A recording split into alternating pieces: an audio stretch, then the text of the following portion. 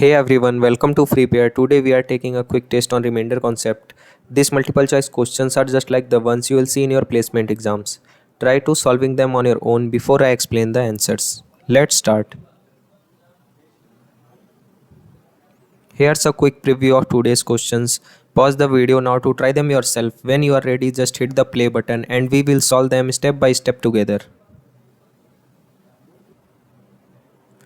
चलिए तो अब हम देखते हैं क्वेश्चन नंबर 1। क्वेश्चन नंबर 1 में क्या बोला जा रहा है आपसे, आपको रिमाइंडर फाइंड करना है जब इतने को हम डिवाइड करें 17 से। ठीक है, तो क्वेश्चन लिखा हुआ है आपका 3 टू द पावर 1501 अपॉन 17। इसको डिवाइड करने पर आपके पास रिमाइंडर कितना आ रहा है वही बताना है। ठीक है, तो आपने अगर प्रीवियस वीडियोस देखी होंगी तो मैंने दो प्रॉपर्टीज़ बताई थी रिमाइंडर थ्योरम की। वो क्या थी? पहली थी कि अगर कुछ ऐसा लिखा हो ax+1 to the power n upon a, अगर ऐसा हो तो इस केस में आपका रिमाइंडर आता था 1 टू द पावर n। और दूसरी प्रॉपर्टी मैंने बताई थी ax-1 to the power n upon a, अगर कुछ ऐसा लिखा हो तो इस केस में रिमाइंडर आपका आता था 1 टू द पावर n। ठीक है, अगर n यहाँ ऑड हुआ तो -1 और इवन हुआ तो +1। बस यही दो प्रॉपर्टीज़ हम यूज़ करेंगे। तो चलिए देखते हैं। अब इसको हम कुछ ऐसा लिख सकते हैं कि ये 17 के मल्टीपल के आसपास कहीं आ जाए। 3 की ऐसी कौन सी पावर है जो 17 के किसी मल्टीपल के आसपास हो? तो जो मुझे समझ में आ रहा है, तो 3 टू द पावर अगर देखें, 3 टू द पावर देखें अगर 6, ये आ रहा है आपका 729। और 17 का एक मल्टीपल 7 इंटू 40। चलिए तो अब हम देखते हैं क्वेश्चन नंबर 1। क्वेश्चन नंबर 1 में आपसे क्या बोला जा रहा है, आपको रिमाइंडर निकालना है जब इतने को हम डिवाइड करें 17 से। तो क्वेश्चन में आपके साफ साफ लिखा हुआ है 3 टू द पावर 1501 अपॉन 17। इस केस में रिमाइंडर हमको फाइंड करना है। तो मैंने आपको प्रीवियस वीडियोज़ में कुछ दो प्रॉपर्टीज़ बताई थी रिमाइंडर थ्योरम की। वो क्या थी? पहली प्रॉपर्टी थी आपकी, अगर कुछ ऐसा लिखा हो ax+1 to the power n upon a, अगर कुछ ऐसा हो इस केस में रिमाइंडर क्या बचता है आपका 1 टू द पावर n। दूसरी प्रॉपर्टी मैंने बताई थी ax-1 to the power n upon a, इस केस में रिमाइंडर क्या बचता है आपका -1 टू द पावर n। ठीक है, अगर n ऑड हुआ तो -1, इवन हुआ तो +1। यही दो प्रॉपर्टीज़ का यूज़ करके हम इसको सॉल्व करेंगे। तो चलिए देखते हैं।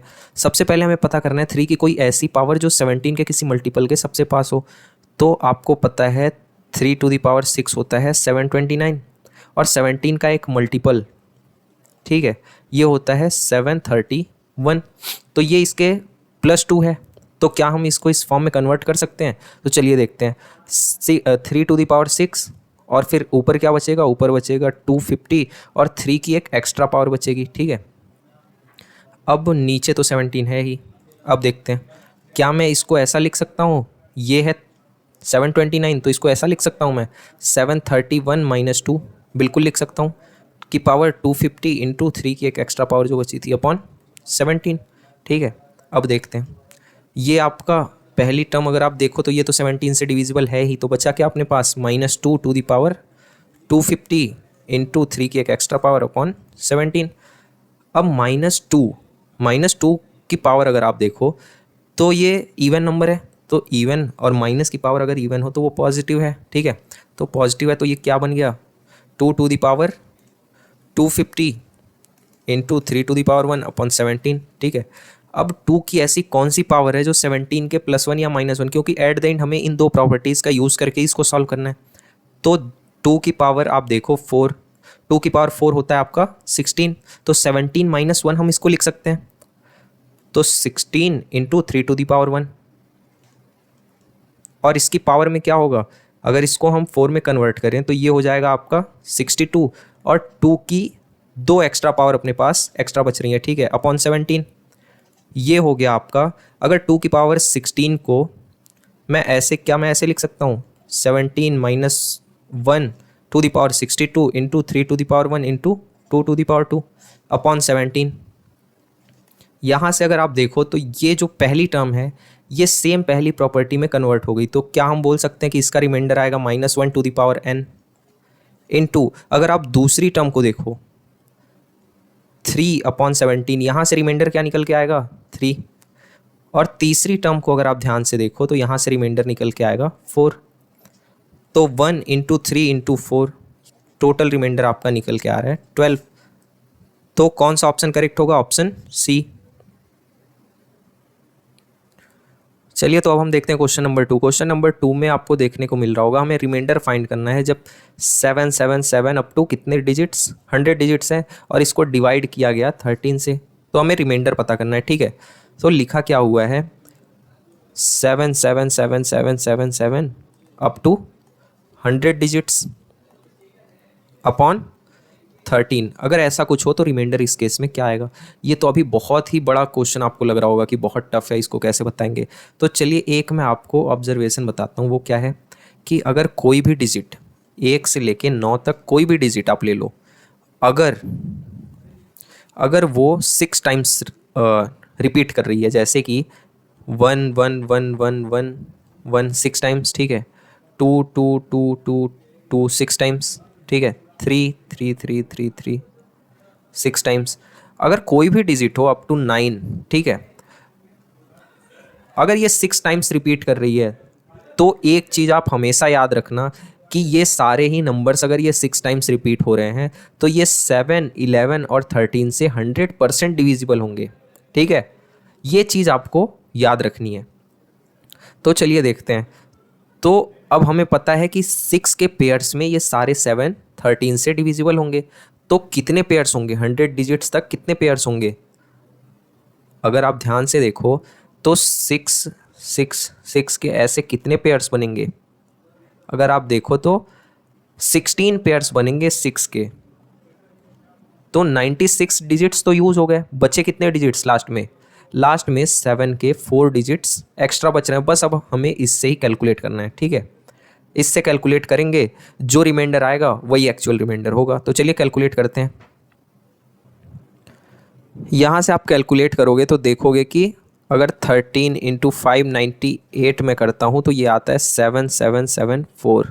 ठीक है, तो रिमाइंडर क्या आ जाएगा? अपने पास ये है इतना माइनस इतना, तो रिमाइंडर आपका बच के आ रहा है 3। तो वही एक्चुअल आंसर हो जाएगा। तो आंसर कौन सा हुआ? Option C. चलिए तो अब हम देखते हैं क्वेश्चन नंबर 3। क्वेश्चन नंबर 3 में क्या पूछा गया है, रिमाइंडर क्या होगा जब इतने को हम डिवाइड करें 83 से। तो ये कुछ नया टाइप का क्वेश्चन आपको देखने को मिल रहा होगा कि इसमें फैक्टोरियल आ गया 82 फैक्टोरियल अपॉन 83। तो अब हम इसमें कैसे बताएंगे कि रिमाइंडर कितना आएगा, क्योंकि फैक्टोरियल 82 तो बहुत बड़ा नंबर हो गया। ठीक है, तो इसमें हम कैसे बताएंगे? तो चलिए देखते हैं। इसके लिए विल्सन थ्योरम्स इंट्रोड्यूस हुई।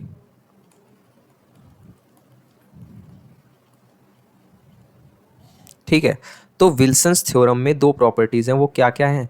पहली प्रॉपर्टी है कि अगर p-1 फैक्टोरियल, अगर कुछ ऐसा हो और हम उसको डिवाइड कर रहे हैं p से, ठीक है, तो रिमाइंडर क्या आएगा? रिमाइंडर आपका p-1 ही आएगा, या तो बोल सकते हैं कि -1 आएगा। ठीक है, लेकिन p जो है वो एक प्राइम नंबर होना ही चाहिए।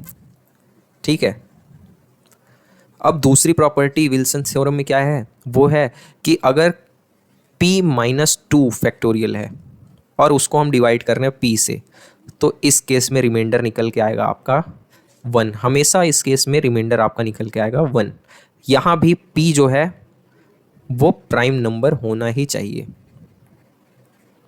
ठीक है, तो चलिए इसकी मदद से हम सॉल्व करने का ट्राई करते हैं। तो क्या मैं इस फैक्टोरियल को, ये अगर p में मान लूँ, इसको अगर मैं p मान लूँ, तो क्या मैं इसको p-1 या p-2 की फॉर्म में लिख सकता हूँ? बिल्कुल लिख सकता हूँ। देखो कैसे, क्या मैं इसको ऐसे लिख सकता हूँ 83 - 1 का फैक्टोरियल अपॉन 83। तो इस केस में अगर आप देखो तो ये कौन सी प्रॉपर्टी है? 1। इस केस में रिमाइंडर क्या आता था? p-1, तो p है 83, रिमाइंडर आपका आएगा p-1, p है 83 - 1, यहाँ से रिमाइंडर आपका आ गया 82, और यही आपका एक्चुअल आंसर होगा। तो आंसर कौन सा होगा? Option D. चलो तो अब हम देखते हैं क्वेश्चन नंबर 4। इसमें भी आपको रिमाइंडर ही पूछा गया है जब फैक्टोरियल 81 को हम डिवाइड करते हैं 83 से। तो क्वेश्चन में आपको देखने को मिल रहा होगा कि फैक्टोरियल 81 है अपॉन 83 है, और मैंने विल्सन्स थ्योरम में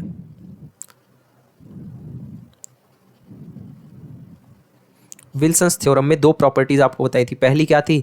पहली थी कि अगर p माइनस वन फैक्टोरियल, अगर कुछ ऐसा हो और इसको डिवाइड करते हैं p से, तो रिमाइंडर आपका क्या होगा? उस केस में रिमाइंडर आपका p माइनस वन ही होगा, या माइनस वन बोल सकते हैं हम उसको, ठीक है। लेकिन p जहाँ क्या होना चाहिए? प्राइम नंबर होना चाहिए, ठीक है। अब देखते हैं दूसरी प्रॉपर्टीज विल्सन थ्योरम में क्या थी। वो थी p माइनस टू, अगर कुछ ऐसा हो p minus two factorial upon p, तो इस केस में रिमाइंडर हमेशा आपका वन ही आता है। लेकिन p यहाँ भी क्या होना चाहिए? प्राइम नंबर होना चाहिए, ठीक है। तो ये दो प्रॉपर्टीज़ हैं। चलिए इसकी मदद से हम सॉल्व करने को देखते हैं। तो क्या मैं इसको इन दो प्रॉपर्टीज़ में से किसी की फॉर्म में कन्वर्ट कर सकता हूँ? बिल्कुल। अगर मैं 83 को p मानूँ, ठीक है, अगर ये p है तो ऊपर क्या मैं ऐसे लिख सकता हूँ? p माइनस टू, इस फॉर्म में लिख सकता हूँ? बिल्कुल लिख सकता हूँ। देखो कैसे, 83 माइनस टू, तो ये हो गया 81, और 81 का फैक्टोरियल ही न्यूमरेटर में लिखा हुआ है अपॉन 83। ये सेम सेकेंड प्रॉपर्टी को फॉलो कर रही है, तो यहाँ से मैं बोल सकता हूँ कि इसका रिमाइंडर क्या होगा? इसका रिमाइंडर आपका वन ही आएगा। और आप देख रहे हो कि 83 जो है वो प्राइम नंबर है, तो 100% मैं बोल सकता हूँ कि इसका रिमाइंडर वन ही आएगा। तो इसका आंसर कौन सा होगा? Option C. चलिए तो अब देखते हैं क्वेश्चन नंबर 5। क्वेश्चन नंबर 5 में भी आपको रिमाइंडर पूछा गया जब फैक्टोरियल 80 को हम डिवाइड करते हैं 83 से। मीन्स क्वेश्चन में क्या बोला गया आपके? फैक्टोरियल 80 अपॉन 83, इस केस में रिमाइंडर अपने पास क्या बचेगा वो बताना है। तो हमने जो पिछले क्वेश्चंस में देखा विल्सन्स थ्योरम,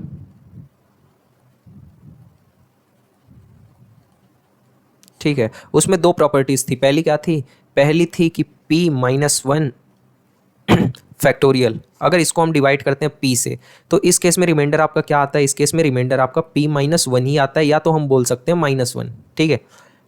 लेकिन p जहाँ क्या होना चाहिए? p एक प्राइम नंबर होना चाहिए। और दूसरी प्रॉपर्टी क्या थी? p minus two factorial upon, अगर इसको हम डिवाइड करते हैं p से, तो इस केस में हमेशा रिमाइंडर आपका वन ही आएगा। इस केस में भी p हमेशा प्राइम नंबर होना ही चाहिए, ठीक है। तो यही दो प्रॉपर्टीज़ थी। लेकिन आपको साफ दिख रहा होगा कि इसको मैं न्यूमरेटर को अब p माइनस वन या p माइनस टू की फॉर्म में तो कन्वर्ट कर ही नहीं पाऊंगा, ठीक है। तो इसके लिए अब हम क्या कर सकते हैं? अगर आप ध्यान से देखो, अगर ये ऐसा कुछ होता, मीन्स 81 इसमें और मल्टीप्लाई हो रहा होता, और ये फैक्टोरियल 80, अगर ये ऐसा होता, तो क्या मैं बोल सकता था कि रिमाइंडर इसका रिमाइंडर हमेशा वन आएगा?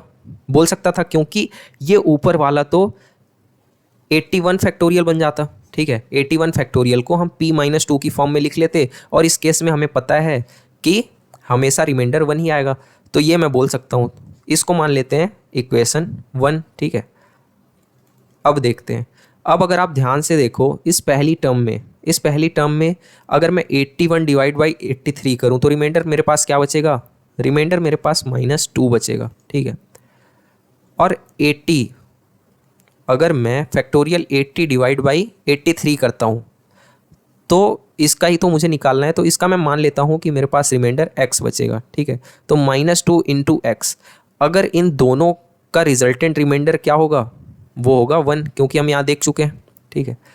तो क्या मैं इस वन को ये भी तो बोल सकता हूँ, ये वन क्या है? ये वन है आपका 83 प्लस वन, मीन्स 84। 84 को अगर मैं 83 से डिवाइड करूँ तो वन ही तो रिमाइंडर आएगा, तो मैं वन को 84 भी तो लिख सकता हूँ, ठीक है। तो मैंने ये minus two into X equal to one को मैंने 84 लिख दिया। अब अगर आप ध्यान से देखो तो x की वैल्यू यहाँ से निकल के आ रही है आपकी 42 माइनस 42। और मैंने आपको बताया था कि ऑप्शंस में आपके नेगेटिव रिमाइंडर नहीं मिलेंगे, तो इसको पॉजिटिव में कन्वर्ट करने के लिए हम क्या करेंगे? डिवाइज़र को ऐड कर देंगे। तो माइनस 42 प्लस 83, अगर आप ध्यान से देखो तो यहाँ से आपका क्या आ जाएगा? 41, और यही आपका एक्चुअल रिमाइंडर होगा। हमें x का ही तो फाइंड करना था, ठीक है। तो ऑप्शन ए जो है वो करेक्ट होगा। That's it for today. Thanks for watching. For more placement questions, mock test, interview preparation, just visit freepair.com and follow us on Instagram handle connectfreepair. If this video helped you out, please like, share and subscribe. See you in the next one and best of luck for your placements.